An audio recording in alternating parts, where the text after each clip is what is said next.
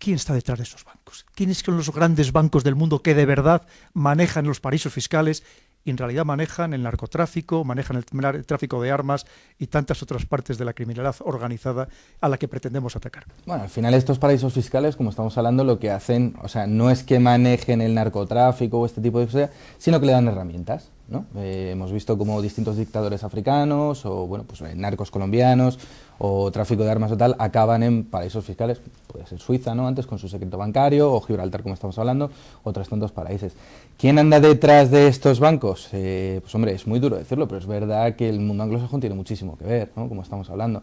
Realmente, como estamos comentando aquí en la tertulia, y nuestros contertulianos saben mucho más que yo de todo esto, al final sí que es verdad que el mundo anglosajón desde hace mucho tiempo para acá ha estado detrás de todas estas grandes entidades que han dado soporte a todas estas actividades bueno, pues criminales y delictivas, ¿no? Y el dinero, lo queramos o no, todos los paraísos fiscales son, que están todos en manos anglosajonas, son centros de lavado de dinero negro que viene de todo tipo de delitos, de la droga, o sea, realmente ellos viven... Sucio, yo diría, permíteme, sucio, más que negro. Bueno, sí, dinero sucio, dinero sucio. Del ilícito. Ellos viven... Correcto, sí, ellos viven entre la arrogancia y la hipocresía, en el sentido de que ellos parece que son los creadores de la democracia, de los derechos humanos y de la libertad económica, cuando practican totalmente lo contrario. Porque haciendo un poquito de historia y con mucho cariño emulando a mi coronel, pero en el sentido de los paraísos fiscales, se tenía como refugio. Los piratas guardaban su tesoro en una isla para ir a recogerlo más adelante, o de aquí cuando se jubilaran, porque los piratas también se jubilaban cuando los mataban, claro. Iban a recoger su botín. Pues esto es lo que históricamente se ha utilizado. A lo largo de su historia, los anglosajones, los británicos, han sido los depredadores de todo. Es decir, hay que pensar una cosa: cuando España estaba unificada en el sentido de, básicamente, en la España de ultramar, lo que siempre ambicionaron los británicos es el control de nuestro comercio. Y ellos estuvieron durante todo el siglo XVI y siglo XVII asaltando nuestras flotas de las Indias, saqueando Cádiz, porque siempre han ambicionado romper ese monopolio que le daba la prosperidad a la España europea y la España de ultramar. Ya fue en el Tratado de Utrecht cuando cuando se rompió ese control económico español, y a partir de ahí, pues esas islas del tesoro que se han comentado antes, de pues el pirata Patapalo, el Garfield, el Negra, ¿cómo se llama? El de la Armada Invencible, Drake, pues eso ya se legaliza.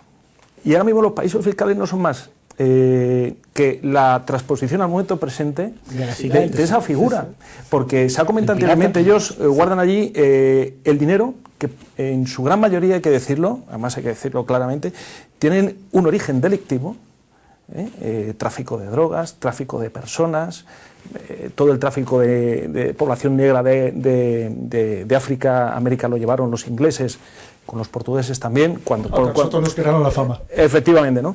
Entonces hay que pensar que sí, que ya no huelen mal ni van sucios, sino que visten de Armani y echan colonia de la más cara, pero en su mentalidad es la misma, es la depredación de territorios que no son suyos, y para, de alguna forma, succionar todos esos capitales que se generan en naciones productivas y que se ven despojadas de ese elemento sustancial para el desarrollo de sus naciones.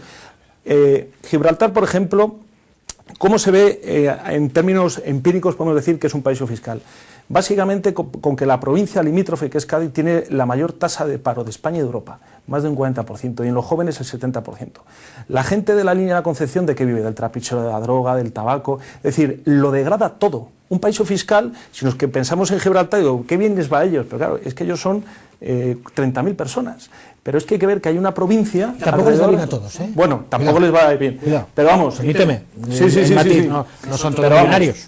Pero vamos a ver que hay pleno empleo. Pero es que la zona de alrededor está completamente depredada. Es un elemento característico de los paraísos fiscales, que es que depredan los capitales, depredan el tejido productivo, y al final vemos ese mismo espíritu del almirante Drake, de depredación, de saqueo, pero ya en unos términos mucho más civilinos, mucho más de ingeniería financiera, aparentemente no tan groseros, pero en el fondo el espíritu del pirata, esa está muy encardinada, desde que Enrique VIII de alguna forma pues ya decidió que Inglaterra iba a ir al margen de la historia de Europa y del mundo desarrollado, ¿no? Iba a apostar claramente, como ha apostado, pues por la depredación de Europa y de los 5 continentes, porque allí donde está Inglaterra no dejan más que hambre, desesperación, todos los conflictos que estamos sufriendo hoy en día son herencia de su imperio, y al final los estamos pagando nosotros, lo que está pasando en Palestina, lo que pasa en Irak, en Kuwait,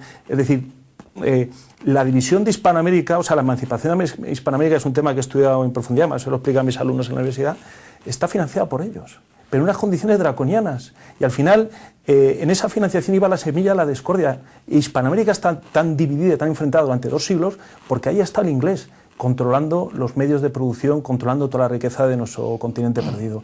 Es el espíritu del pirata, es así.